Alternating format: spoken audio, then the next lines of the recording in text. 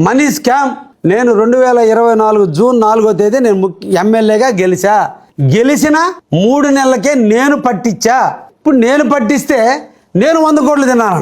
ఈ రోజున మనీ స్కామ్లో మొత్తం కావలి నియోజకవర్గం కాదు, ఆంధ్రప్రదేశ్ మొత్తం మీద సుబాను నుంచి రావాల్సిన డబ్బులు ఎంత అనేవాళ్ళు అందరూ పోయి పోలీస్ స్టేషన్ లో కంప్లైంట్ ఇచ్చున్నారు. ఇస్తే ఈ రోజుకి ఇచ్చినటువంటి కంప్లైంట్ ఇచ్చినటువంటి అమౌంట్ 24 కోట్లు. ఇంకా ఎవరికైనా రావాలని ఉంటే పోయి పోలీస్ స్టేషన్ లో రాసిమంటున్నాం. ఈ రాసిచ్చిన వాళ్ళలో 84 మంది పోలీసు వాళ్ళు ఉన్నారు. మొత్తం మీద 24 కోట్లు సుబాను బాధితులకి రావాల్సి ఉంటే, అంటే రావాల్సింది ప్రజలకే 24 కోట్లు అయితే 100 కోట్లు కావ్యకి ఇష్టాన్ని తినేసి స్పాట్ లో పట్టుకోబట్టి బ్యాంకులో 6 కోట్ల రూపాయల డబ్బు ఉంది. ఈరోజు హుటాహుటిన పట్టించాం కాబట్టి స్పాట్ లో వాడి భార్య వాడి కొడుకు అకౌంట్ లో 6 కోట్ల రూపాయలు ఉంటే ఇమీడియట్ సీజ్ చేసి ఈరోజు సీజ్ లో ఉంది డబ్బు.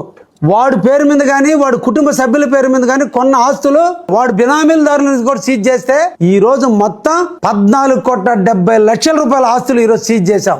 నేను మేసం మీద మేలే చెప్తున్నా, నేను తొందరలో డబ్బులు పంచబోతున్నా.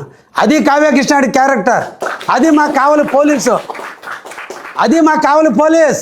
దేశ చరిత్రలో ఎప్పుడు కూడా ఫైనాన్స్ కేసులు తొందరగా ఈరుగావు. కానీ ఈ రోజున మేము కొత్తగా వచ్చిన యాక్ట్ ప్రకారం నేనే దాని మీద విజయవాడలో కూర్చొని సబ్జెక్ట్ తీసి నష్టపోయిన వాళ్ళందరికీ డబ్బులు ఇప్పించాలనే ఉద్దేశంతో ఈ రోజు జిల్లా కలెక్టర్ చేత తొందరలో ఆ డబ్బులు పంచిపోతున్నాం. చేత అయితే అండగా నిలవడు. 100 కోట్లు కావ్యకృష్ణాడి తిన్నాడని మాట్లాడే ముందు ఏంటి బాధ ప్రతాప్ రెడ్డికి బాధ అంటే, నేను ఎమ్మెల్యే ఉంటే 100 కోట్లు తినేవాడేనా? లేదంటే ఆ స్కీమ్ 3 పూలు 6 కాయలుగా నడిస్తే నాకు నెలవారీగా వాటా వచ్చేది, దాన్ని కనిపెట్టాడనా? లేదంటే నువ్వు తీసుకున్న లంచం ఆడ బయట పెడతానన్నా? నీలాగా సంస్కారం లేనోళ్ళం కాదు ప్రతాప్ రెడ్డి నోటుకు వచ్చినట్టు మాట్లాడడానికి.